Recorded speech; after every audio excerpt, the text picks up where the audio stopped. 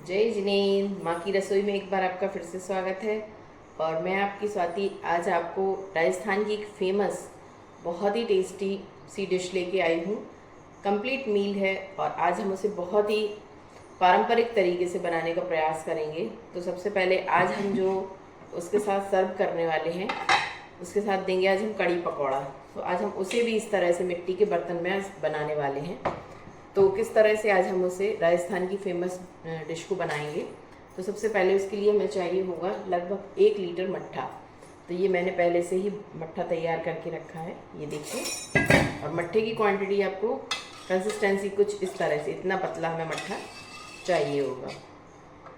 तो जब तक हम इस पैन को गर्म होने के लिए रखते हैं अपना, और ये मिट्टी का पैन है। आप मिट्टी के पैन में बनाएंगे तो इसका टेस्ट बहुत ही अच्छा आएगा। और पारंपरिक तरीके से जब भी बनता है तो ये मिट्टी के बर्तन में ही बनाया जाता है। तो आज हम इसे बहुत ही पारंपरिक तरीके से ही बना रहे हैं। तो सबसे पहले हम लेंगे इसके अंदर लगभग 1 बड़ा चम्मच तेल का हमें लेना है।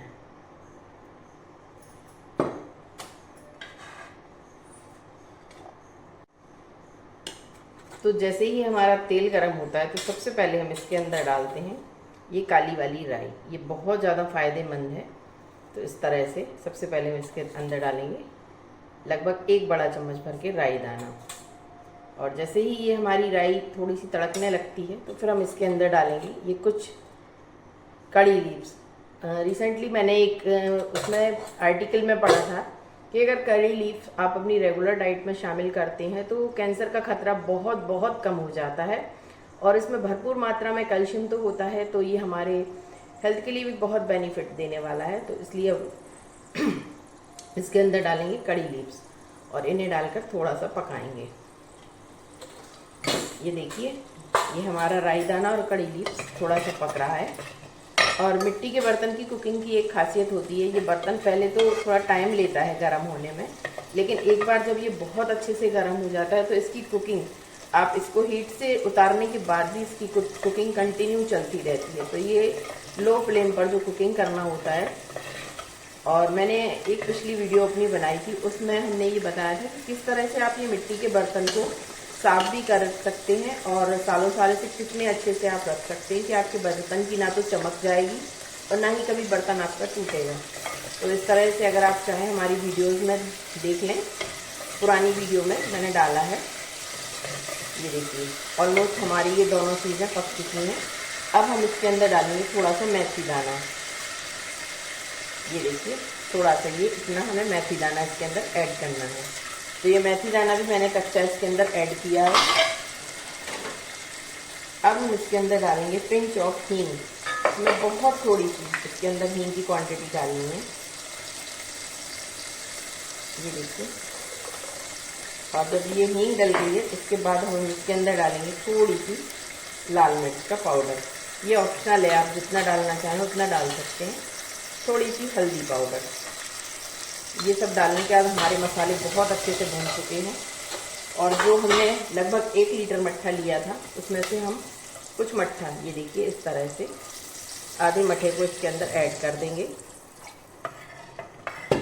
और अब हमें लगभग ये देखिए इतना चम्मच से 3 चम्मच भर के, 1 2 और ये 3 चम्मच भर के इसके अंदर बेसन ऐड किया है।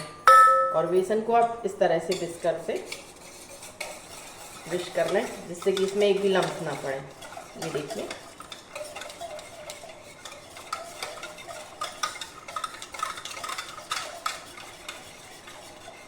और विश करने के बाद ये भी हमारा जो बैटर तैयार हुआ है बेसन वाला, हम उसे भी इसी के अंदर ऐड कर देंगे इस तरह से।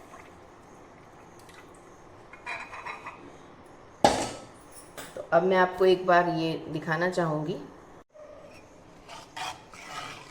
ये देखिए, कुछ हमें इसकी कंसिस्टेंसी इस तरह की रखनी है। और ये पकते पकते हल्की सी गाढ़ी लगे अगर आपको, तो आप इसके अंदर पानी भी ऐड कर सकते हैं। अभी आपने देखा होगा कि मैंने किसी भी तरह का इसमें नमक ऐड नहीं किया। तो उसका एक रीज़न होता है कि दही वाला आप कोई भी आइटम बनाएं और तुरंत से नमक डाल देंगे तो ये फटने का डर रहता है। तो ऑलमोस्ट इसकी 80% कुकिंग होने के बाद ही हम इसके अंदर नमक ऐड करेंगे। और अब हम इसे लो फ्लेम पर थोड़ी सी देर पर। ये देखिए अभी तो मैंने फ्लेम को हाई रखा है, लेकिन मैं कुछ देर बाद इस फ्लेम को लो कर दूँगी जब हमारा ये मिट्टी का बर्तन थोड़ा सा और तेज़ गर्म हो जाए। तो आप इस तरह से मिट्टी के बर्तन में जब भी कुकिंग करेंगे तो बहुत ज़्यादा टेस्ट आपको डिफरेंस लगेगा। और एक बार ज़रूर बना के इस तरह से ट्राई करना, तो आप देखेंगे कि मतलब कंपेयर करेंगे तो इसमें अलग ही टेस्ट आता है। और आज जो राजस्थान की एक फ़ेमस खोबा रोटी है, तो अब हम उसकी भी तैयारी करते हैं। तो खोबा रोटी बनाने के लिए लिया है मैंने सिंपल सा गेहूं का आटा। तो आप इस आटे को अगर थोड़ा मोटा सा आटा लेंगे तो ये बहुत ज़्यादा टेस्ट है, अच्छा लगेगा। और अगर आपके पास बाजरे का आटा है तो आप वो भी ले सकते हैं। इस तरह से ये लिया है मैंने, आटा ले लिया है। अब हम इसके अंदर थोड़ा सा नमक ऐड करेंगे, तो ये नमक से जो गेहूं की मिठास है वो थोड़ी सी अलग हो जाएगी। बहुत थोड़ा सा नमक ऐड करना है। अब हमें इसके अंदर डालना है थोड़ा सा घी, और घी से ही इसका टेस्ट बहुत अच्छा आता है। तो लगभग ये देखिए इस तरह से 2 बड़ा चम्मच घी। आप चाहें तो रिफ़ाइंड ऑयल भी डाल सकते हैं, ये आपके ऊपर डिपेंड करता है। लेकिन ये जो पारंपरिक तरीके से बनती है तो उसमें घी ही डलता है। अब आप इस तरह से इसे मिलाते हुए, इसमें किसी किसी को अजवाइन का फ्लेवर पसंद नहीं होता है, आप थोड़ा सा इसके अंदर अजवाइन भी ऐड कर लें और इसका एक टाइट सा डो लगाकर तैयार कर लें। ये देखिए हमारा डो लगकर तैयार है और मैंने इसे हार्ड सा ही डो लगाया है थोड़ा सा। ये देखिए अब हम इसे लगभग आधा घंटे रेस्ट होने के लिए रखते हैं, और जब तक कि ये हमारा कड़ी भी तैयार हो रही है।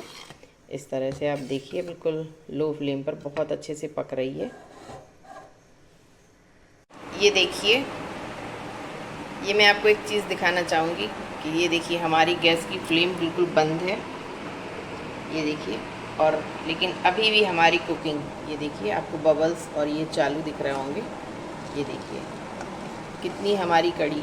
तो उसका बस एक मैंने आपको जो रीज़न बताया था कि मिट्टी का बर्तन एक बार गर्म होता है तो ये बहुत देर तक गर्म रहता है और इसकी कुकिंग स्लोली कुकिंग चलती है, तो इससे इसका खाने का टेस्ट बहुत अच्छा आता है।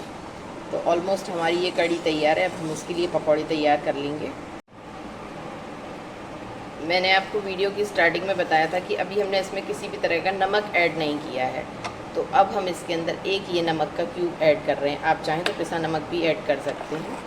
और ये हमारी जब तक गैस बंद होने के बाद भी ये कुकिंग चालू रहेगी, तो ये नमक भी इसके अंदर डिज़ोल्व हो जाएगा और हमारी कड़ी भी नहीं फटेगी। ये देखिए अभी आप देख रहे होंगे किसी भी तरह से हमारी कड़ी फटी नहीं है। अब हम इसे ढक कर रख देते हैं इसी तरह से। आज जो चीज़ हमारी डिश को कंप्लीट करेगी वो है पापड़। तो ये आज हम चावल के पापड़ इस तरह से, आपने हमारी एक रेसिपी में भी देखा होगा जिसमें मैंने आलू के पापड़ शेयर किए थे, उसी दिन मैंने साइड से ये चावल के पापड़ भी बनाए थे। तो ये रेसिपी भी मैं उस दिन बनाया। आप ये देखिए इस तरह से ये चावल का पापड़ भी हम बनाते हैं। और आप देख रहे होंगे कि इसका साइज़ कितना अच्छा है। अगर आप लोग कमेंट करेंगे तो मैं इस तरह से आपको चावल के पापड़ बनाने की रेसिपी भी शेयर कर दूँगी।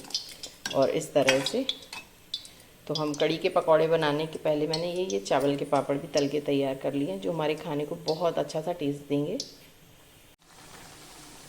ये देखिए ऑलमोस्ट हमारे कड़ी के लिए पकौड़े भी तैयार हैं। अब हमारे सारे इंग्रेडिएंट तैयार हैं। अब हमें लास्ट में सिर्फ खोबा रोटी ही बनानी है। पकौड़े में निकाल कर कड़ी के अंदर ऐड कर दूंगी। अब जो हमारा कड़ी पकौड़ा तैयार है उसके लिए हम तड़का बना रहे हैं। सबसे पहले हम उसके अंदर डालेंगे थोड़ा सा राई दाना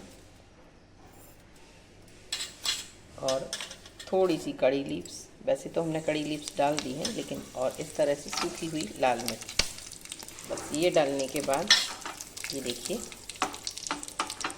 और हमारे खिले खिले से राइस भी तैयार हैं और हमारी कड़ी भी तैयार है। बस अब हमें इसके अंदर ये तड़का अपना छोड़ देना है। इस तरह से हमारी कड़ी पकौड़ा और ये सब तैयार है। अब बस लास्ट हमें इंतज़ार है हमारी खोबा रोटी का। तो हम चलते हैं उसकी नेक्स्ट प्रोसेस की तरफ। जो हम अपनी रोटी बनाएंगे वो इस मिट्टी के तवे पर बनाएंगे। ऑलमोस्ट हमारा डो भी तैयार है, ये देखिए। और हमारा तवा, बस तवे का भी टेम्परेचर में बहुत अच्छा सा पहले गर्म कर लेंगे, तो जिससे हमारी जल्दी जल्दी रोटियां बनकर तैयार हो जाएंगी। ये देखिए कुछ हमने इस तरह से बड़ा सा पेड़ा तोड़ा है और अब हम उसे बिल्कुल रोटी जैसे बेलते हैं उस तरह से थोड़ी मोटी सी रोटी उसकी बेल लेंगे। ये देखिए कुछ हमें अब इस तरह से ये अपनी रोटी को इस तरह से आप ले,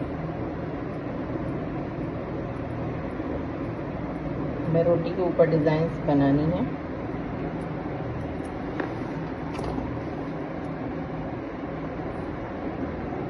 और राजस्थान में तो तवे के ऊपर ही रोटी को हाफ सेकने के बाद ही इस तरह से बनाते हैं, लेकिन हम लोग उस तरह से बनाने में हो सकता है आप बिगनर्स हैं, आपसे ना बने, तो इसलिए ये मैं दूसरा तरीका शेयर कर रही हूँ। तो जिससे आप पहले पटे के ऊपर रोटी बेलने के बाद ही इस तरह से कुछ डिज़ाइंस बना लें। ये देखिए बहुत खूबसूरत सी हमारी ये रोटी ये देखिए बनकर तैयार है। और अब ये बहुत आसानी से इस तरह से आप उठाकर इसे तवे के ऊपर रख लेंगे। ये देखिए कुछ इस तरह से मैंने तवे के ऊपर रखी और मेरा तवा बहुत अच्छे से गर्म था। ये देखिए इस तरफ से हमारी रोटी बहुत अच्छे से सिक चुकी है। अब हमें अपनी रोटी को पलटकर दूसरी तरफ से सेकना है, तो उसके लिए मैं एक जाली का प्रयोग कर रही हूँ, क्योंकि ये हमारी रोटी में बीच बीच में गैप हैं, तो उस तरह से हम इसे किस तरह से करेंगे। तो ये मैंने इस तरह की जाली ली है। ये देखिए आप इस तरह की जाली लें और इस जाली के ऊपर इस तरह से अपनी रोटी को रखकर सेकेंगे, तो ये बहुत अच्छे से आपका सिकना शुरू हो जाएगा। और ये इसी तरह से हमारी दूसरी रोटी भी तैयार है और गर्मा गर्म आप इस तरह से तैयार कर सकते हैं। ये देखिए बिल्कुल लो फ्लेम पर हमारी ये रोटी इस तरफ से भी बहुत अच्छे से सिक के तैयार है और ये दूसरी वाली रोटी हमारी तवे पर तैयार है। आप इसे हल्का सा इस तरह से पलटे की सहायता से निकालेंगे तो ये बहुत आसानी से निकल जाएगी सिकने के बाद। और अब हम इसे अलग करते हैं इस तरह से और ये अपनी दूसरी रोटी को सिकने के लिए इसके ऊपर रखते हैं। और आप देख रहे होंगे कि आज मैंने मिट्टी के बर्तन में ही कुकिंग की है। और अब हम चलते हैं प्लेटिंग की तरफ।